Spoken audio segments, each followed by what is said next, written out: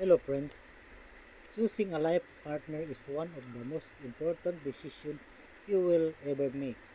In this video, we dive into the key criteria for selecting the right partner. Learn why choosing well can shape your happiness and growth, and get practical insight to guide your journey. Have a nice day, ladies, gentlemen. In your own personal opinion, how do you choose your man, your ideal woman? Well, you can choose according to this way. 1. Attraction. Attraction is the most obvious reason in choosing for a partner. It is a biological and psychological aspect of life. It is a basic and primal instinct dating back from thousands of years. Women are attracted to men by their physical appearance, like symmetry, the composure of the body, height, facial features, and overall grooming. 2.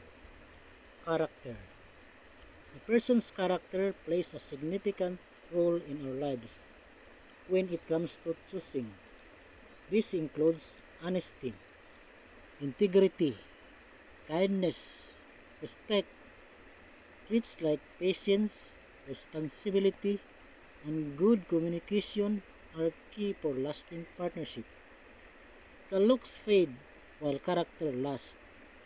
Physical attraction might spark interest, but character sustains relationship. Even in schools, workplace, or office, we have to show good character to people.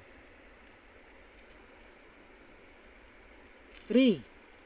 Emotional maturity. Emotional maturity is different from physical maturity. Our body matures, so does our heart. Is your man, woman, emotionally mature? Can he handle deep emotional crisis? Will he find ways to gain back what was lost?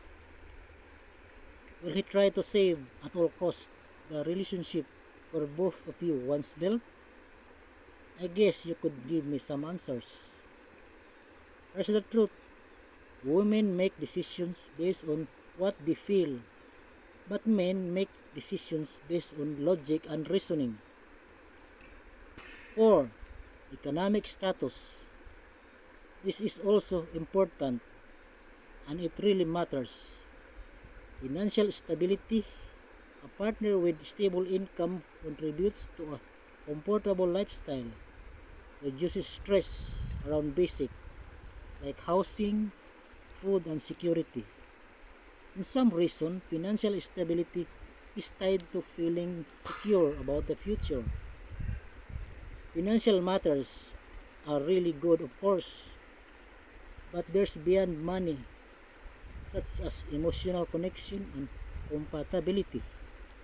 Many prioritize love and respect. 5. Educational attainment. This is also creates significance to your choice because society today, even to our close family, will certainly ask you, "What's that guy?" You would probably answer proudly, "Daddy is one of the best engineers in the Philippines." Education also commands composure, the way people look at them.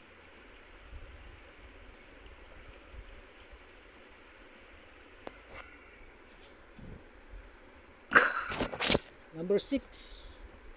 Divine Providence. The Lord will give you a good man at the right time. He really knows what is really good for you. But sometimes even the most smart ladies makes mistakes because they rely only on their decision making, not asking for themselves. Lord, is he the one for me? Please give me a sign. And after all, you have all the right to choose. If you got values on my content, please send us a like or comment.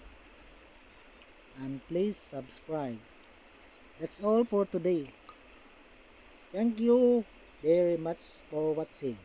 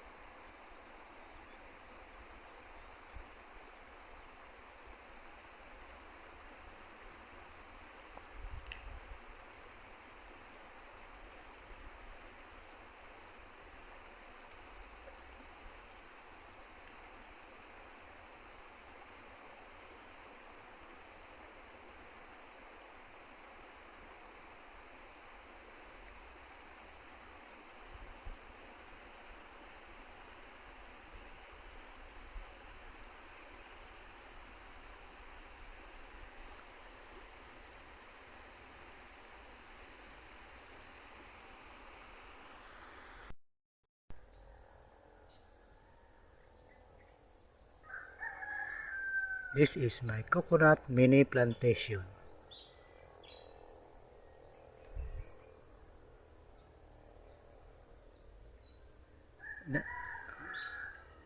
Just watch them grow.